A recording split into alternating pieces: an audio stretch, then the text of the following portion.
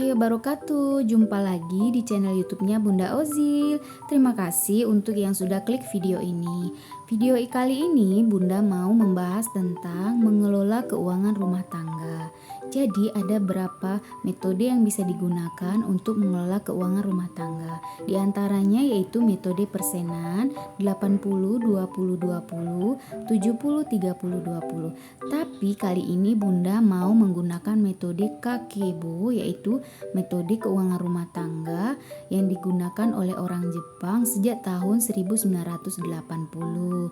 Jadi metode ini tuh gampang untuk diaplikasikan oleh kita ibu rumah tangga yang tidak punya background mengelola keuangan atau belajar akuntansi. Ada beberapa hal yang perlu diperhatikan. Yang pertama, berapa banyak uang yang tersedia, berapa banyak yang mau dikumpulkan, berapa banyak yang ingin dibelanjakan, dan gimana caranya agar keuangan kita menjadi stabil. Baiklah, ini adalah rencana keuangan rumah tangga yaitu RKK. Bunda di sini hanya berbagi pengalaman, tidak ada niat untuk ria atau mengejas ataupun membandingkan, karena setiap rumah tangga itu mempunyai kebutuhan dan penghasilan masing-masing. Jadi yang tahu untuk kebutuhan rumah tangga kita adalah kita sendiri. Jadi contohlah ilmunya yang bisa dicontoh, tapi tidak untuk nominalnya ya bunda-bunda semua. Jadi beberapa bulan ini Bunda itu sudah mencoba membuat anggaran rumah tangga, dan walaupun awalnya terlalu sulit dan berat, alhamdulillah beberapa bulan ini bisa terlewati. Jadi sebenarnya ini baru tanggal 23 Mei. Cuman karena banyak yang minta di-share tentang video bagaimana Bunda mengatur keuangan rumah tangga, jadi Bunda mencoba untuk membuat anggaran rumah tangga pada bulan Juni, yaitu bulan depan, walaupun Bunda sebenarnya belum gajian ya. Nah, ini tuh adalah anggaran rumah tangga Bunda dengan suami. Jadi ada pendapatan suami dan ada pendapatan istri. Jadi sesuai dengan metode Kakebo, kita harus mengelola yang pertama adalah mengumpulkan pendapatan yang ada di rumah tangga, baik itu suami, istri ataupun pendapatan yang lain. Nah, ini Bunda ada pendapatan suami dan pendapatan istri. Nah, kurang lebih digabungkan jumlahnya ada 4 jutaan. Jadi ini perlu Bunda tekankan lagi, ini hanya untuk berbagi ilmu dan pengalaman karena kita sama-sama belajar. Jadi yang perlu ditiru adalah cara mengelola keuangannya, tidak kepada nominal yang Bunda tulis. Karena setiap rumah tangga punya kebutuhan masing-masing, punya cara mengelola keuangan masing-masing. Jadi ini hanya sekedar berbagi pengalaman dan berbagi cara bagaimana Bunda mengelola keuangan rumah tangga di rumah. Jadi sesuai dengan metode tadi, yang pertama adalah berapa banyak uang yang tersedia. Jadi kita mengumpulkan berapa banyak pendapatan yang ada dalam rumah tangga kita, baik itu pendapatan suami ataupun pendapatan istri. Nah, pendapatan ini bisa dalam bentuk pendapatan bulanan, mingguan ataupun harian. Jadi bisa disesuaikan dengan keuangan rumah tangga Bunda semua. Kebetulan di sini Bunda dan suami itu mempunyai pendapatan bulanan. Jadi pendapatan bulanan Bunda dan suami ketika ditambahkan itu kurang lebih ada 4 jutaan. Jadi itu di luar dari pendapatan tambahan seperti kayak Bunda jual keripik, karena Bunda ada pendapatan tambahan dari hasil jualan. Jadi itu Bunda hasil jualan punya pembukuan tersendiri karena di situ dalam metode UMKM, usaha mikro menengah itu kita harus punya pembukuan keuangan ketika kita mau mendapatkan izin PIRT. Makanya catatan keuangan Bunda terbagi dua. Jadi yang dibahas ini adalah pendapatan antara Bunda dan suami. Nah, setelah ada pendapatan atau pemasukan, yang kedua adalah berapa banyak yang ingin disimpan. Nah, sebelum beberapa banyak yang ingin disimpan, Bunda di sini mau menjelaskan, Bunda tidak bisa mengalokasikan untuk berapa banyak yang disimpan karena pertanyaan berapa banyak yang disimpan itu sudah teralokasikan kepada arisan yang Bunda telah ikuti selama beberapa bulan. Jadi kedepannya Bunda mungkin akan men-skip atau menyelesaikan untuk arisan ini dan diusahakan untuk menabung sendiri. Jadi untuk arisan itu Bunda ada sekitar 1.500.000 per bulan.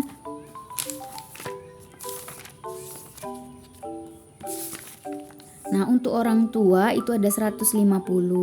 Nah, untuk sedekah itu ada 50.000. Dan untuk SPP Abang Ozil dan Dek Zahin itu ada 600.000. Nah, SPP ini ada untuk SD dan untuk TK. Nah, jumlahnya kalau dikalkulasi untuk pengeluaran tetap atau wajib atau ada 2.300.000. Nah, selanjutnya alokasi anggaran itu adalah pengeluaran tidak tetap atau kebutuhan hidup.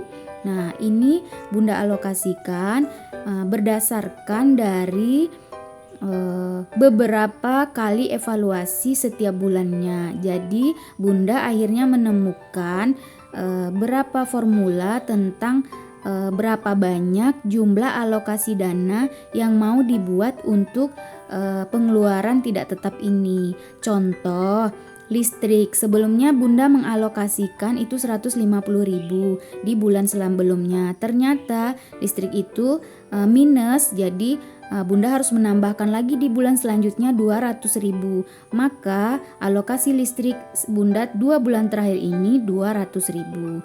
Nah, Bunda akan jabarkan pengeluaran tidak tetap atau kebutuhan hidup di rumah tangga Bunda.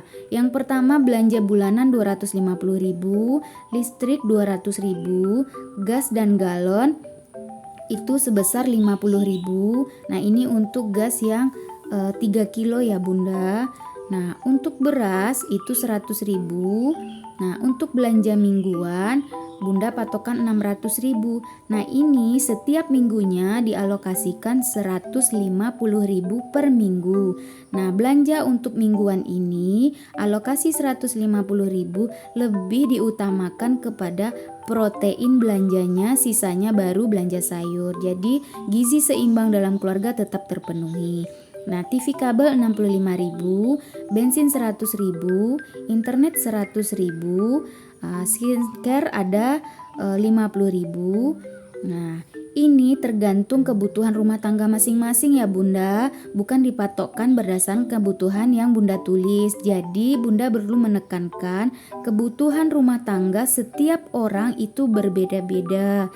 Jadi ini hanya sekedar berbagi pengalaman dan ilmu saja. Nah, kalau untuk soal jajan dan uang saku suami itu diambil dari usaha sampingan Bunda dan sampingan suami. Nah, sampingan Bunda itu adalah jualan keripik, sementara sampingan suami itu adalah ikut memasang instalasi listrik. Nah, sisa uangnya adalah 4 juta dikurang dari 3.815.000.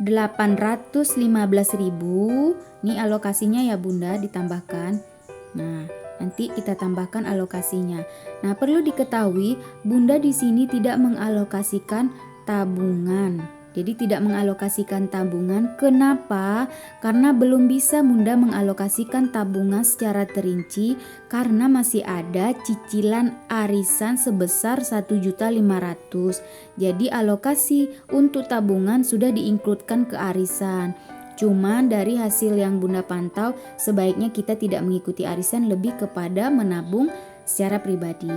Nah, sisa uang pendapatan dikurang dengan jumlah pendapatan tetap, pengeluaran tetap, dan kebutuhan hidup, itu sisa nanti kurang lebih sisanya itu adalah 185.000. Nah, sisanya ini itu biarkan di dompet kita dulu, bisa dipergunakan nanti itu untuk uang jajan anak-anak pergi sekolah. Nah, seperti itu ya Bunda, kira-kira ini hanya sekali lagi Bunda menekankan ini hanya berbagi informasi tentang bagaimana mengelola keuangan. Jadi ini adalah Bunda dengan kebutuhan keluarga, 2 anak dan 2 dewasa, seperti itu. Kalau sudah membuat rencana keuangan rumah tangga, hal selanjutnya yang perlu kita lakukan adalah memposkan seluruh keuangan ketika sudah menerima gaji kepada boleh dompet dalam bentuk dompet, boleh dialokasikan atau dipos-poskan dalam bentuk amplop. Jadi jangan terpaku kepada harus punya ziplock misalnya, harus punya misalnya binder tersendiri, harus punya misalnya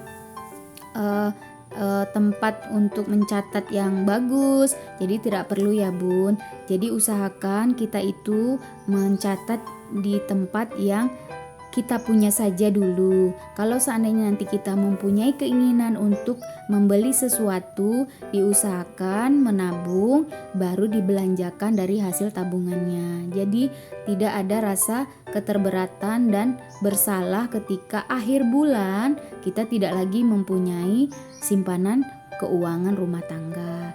Jadi intinya istri menjadi ibu adalah tanggung jawab kita yang akan kita pertanggungjawabkan kelak di akhirat. Jadi berusahalah untuk mengelola keuangan rumah tangga dengan baik. Walaupun sebenarnya tidak ada pendidikan untuk menjadi istri dan menjadi ibu, setidaknya kita bisa berusaha untuk belajar mencari surganya kelak. Jadi kalau kita ikhlas, insya Allah kita akan mendapatkan surganya kelak. Nah, setelah kita mengatur rencana keuangan keluarga seperti ini, kita perlu budget tracker atau bahasa lebih mudahnya catatan pengeluaran per hari. Nah, jadi Bunda perlu membuat catatan pengeluaran per hari dengan kolom-kolom yang kita sediakan. Jadi kolomnya tidak perlu sulit, cukup mencantumkan beberapa kolom. Ada tanggal, ada jenis pengeluaran, kemudian ada nominalnya berapa. Nah, seperti yang Bunda contohkan ini ya, Bunda lagi membuat tabel untuk catatan pengeluaran. Kenapa ini perlu dibuat? Agar kita perlu mengetahui kemana alokasi dana atau uang yang sudah kita keluarkan. Nah, sebenarnya banyak aplikasi yang bisa digunakan untuk catatan pengeluaran. Bisa di-download, bisa dicatat di handphone, bisa dicatat di aplikasi, atau seperti Bunda bisa dicatat di buku. Kapan nyatatnya? Waktunya nggak sempat. Nah, bisa saja dicatat waktu kita senggang. Jadi Bunda kadang mencatatnya di handphone ketika ada waktu senggang, anak-anak sudah tidur. Nah, Bunda bisa catat di buku disalin. Kenapa? Karena di buku sepertinya lebih gampang untuk pelajari dan ditelaah kemana uang kita perginya, apakah terjadi minus atau terjadi kekurangan atau kebocoran keuangan. Jadi kita tahu kemana alokasi keuangan yang perginya, kemana uang kita, seperti itu. Nah, ini ada tanggal, kemudian jenis pengeluaran, kemudian nominalnya seperti apa. Nanti kolom yang ujung bisa dibuat aktual, sesuai atau tidak. Nah, semoga bermanfaat ya Bun apa yang Bunda sampaikan. Ini sekedar berbagi pengalaman. Semoga bunda-bunda semua bisa memahami dengan mudah. Terima kasih sudah menonton video Bunda dari awal sampai akhir. Jangan lupa bantu buat subscribe, like, dan komentar-komentar Bunda yang bisa sama-sama untuk belajar. Terima kasih. Assalamualaikum.